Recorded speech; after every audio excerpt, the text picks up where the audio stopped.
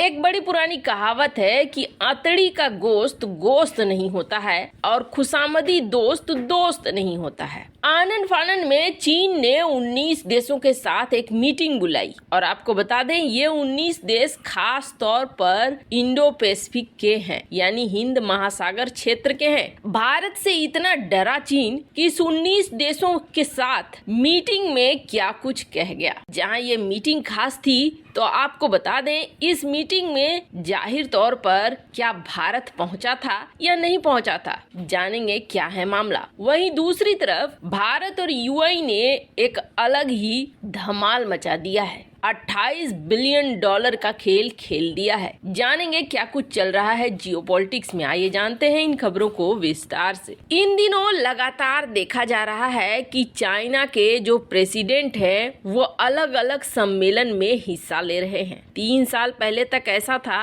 कि चाइनीज राष्ट्रपति घर से बाहर नहीं निकलता था और कारण क्या था? कारण ये था कि उसे सबसे पहले अपनी कुर्सी बचानी थी और ये कुर्सी बचाने के लिए वो वहाँ बने रहना चाहता था। उसके पीछे बहुत तरह के खेल चल रहे थे और कोशिश यही थी कि जिनपिंग को कुर्सी से हटाया जाए। 2 साल उसके पूरे भी हो रहे थे, पर जिनपिंग ने चीन के अंदर रहकर अपने सारे प्रतिद्वंदियों को हटा करके आखिरकार सत्ता हासिल कर ली और सत्ता हासिल करने के बाद लगातार चीन हर देश से मिलने की कोशिश कर रहा है। खास तौर पर चीन मिलने की कोशिश कर रहा है एशिया के देशों के साथ, तो वहीं अमेरिका के दुश्मन देशों के साथ भी, जैसे कि क्यूबा को देखा हमने ये भी देखा कि जापान के साथ इन्होंने बायलैटरल मीटिंग की। वो जापान जो कि क्वाड का मेंबर है, इसलिए ये बहुत मायने करता है। कहा जाता है कि इस मीटिंग के दौरान चीन ने लगातार यही कोशिश की कि कैसे अमेरिका के सहयोगियों को तोड़ा जाए और तोड़कर अमेरिका को कमजोर किया जाए। आप देखेंगे थाईलैंड, क्यूबा और अमेरिका में कितनी गहरी दुश्मनी है ये सभी को पता है। इन सब से जिनपिंग ने निकलते ही द्विपक्षीय मीटिंग करना शुरू कर दिया। तो आखिर द्विपक्षीय मीटिंग अगर चीन कर रहा है तो कुछ न कुछ सोचा ही होगा।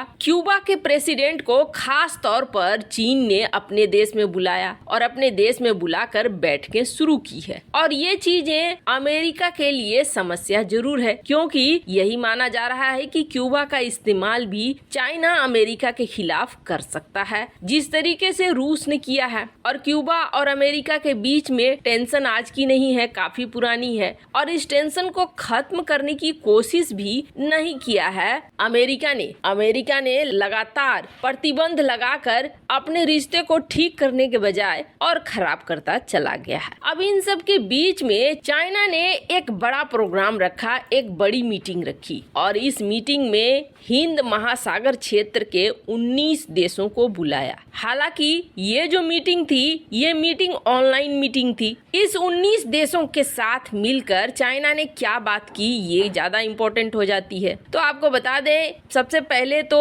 ये जो 19 देश थे, इस 19 देश में Indonesia, Pakistan, Myanmar, Sri Lanka, Bangladesh, Maldives, Nepal, Afghanistan, Iran, Oman, दक्षिण Africa, Kenya, Mozambique, Tanzania, Seychelles, Madagascar, Mauritius, Djibouti, Australia, 19 देश, 3 अंतर्राष्ट्रीय संगठन के प्रतिनिधि इसमें आए, लेकिन भारत को चीन ने इसमें नहीं बुलाया। दरअसल चीन ने भारत से बदला लिया, भारत ने भी कुछ ऐसा ही किया था। पर सबसे पहले ये जान लीजिए ये जो संगठन है इस संगठन का नाम दिया चाइना ने China international development cooperation agency CIDCA और इस CIDCA का जो अध्यक्ष बना है वो अध्यक्ष पहले भारत में राजदूत रह चुका है। पूर्व उप विदेश मंत्री और भारत में राजदूत रह चुके लुओ झाओहुई इसका नेतृत्व कर रहा है। मतलब भारत को प्लान में रख कर ही यहाँ पर रणनीतियाँ, योजनाएं और नीतियाँ बनना तय है। अब इस मीटिंग में चाइना ने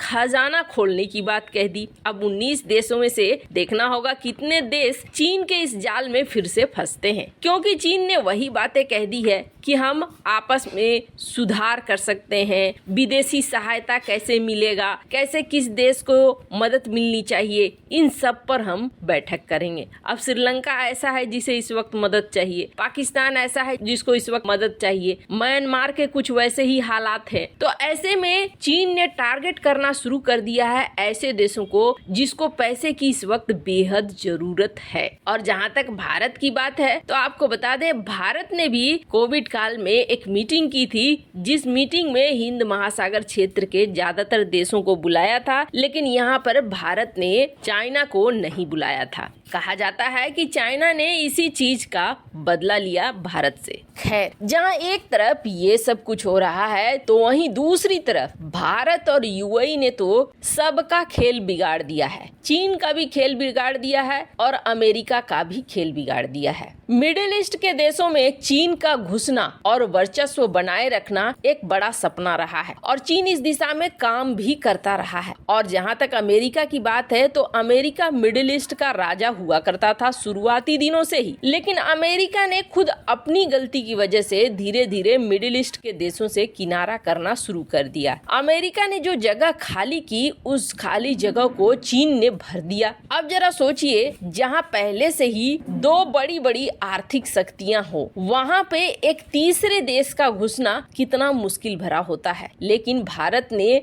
इस मुश्किल को आखिरकार नई सरकार के अंतर्गत आसान किया। 2014 में जब पीएम मोदी की सरकार आई थी, तब ये कहा गया था कि अब भारत के रिश्ते खास तौर पर मुस्लिम देशों के साथ बहुत खराब होंगे। लेकिन ये देखा गया कि मिडिल ईस्ट के देशों ने भारत के साथ रिश्ते खराब करने के बजाय पीएम मोदी को सम्मान देना शुरू किया, सर्वोच्च सम्मान देना शुरू कर दिया। और अब किस तरीके से बदलाव आए हैं वो देखिए आप। भारत और यूएई ने सेपा साइन किया और ये सेपा साइन किए हुए मात्र 28 दिन हुए हैं और इस 28 दिन ने रातों की नींद उड़ा दी है चाइना की भी और अमेरिका की भी। चाइना की नींद इसलिए उड़ा दी है क्योंकि यूएई और भारत के बीच में व्यापार अब 28 बिलियन डॉलर तक का हो गया है और ये लगातार बढ़ता ही जाएगा। आपको बता दें, कभी ये व्यापार 2020-2021 की तुलना करेंगे तो ये व्यापार था हमारा 43.3 बिलियन का, लेकिन अभी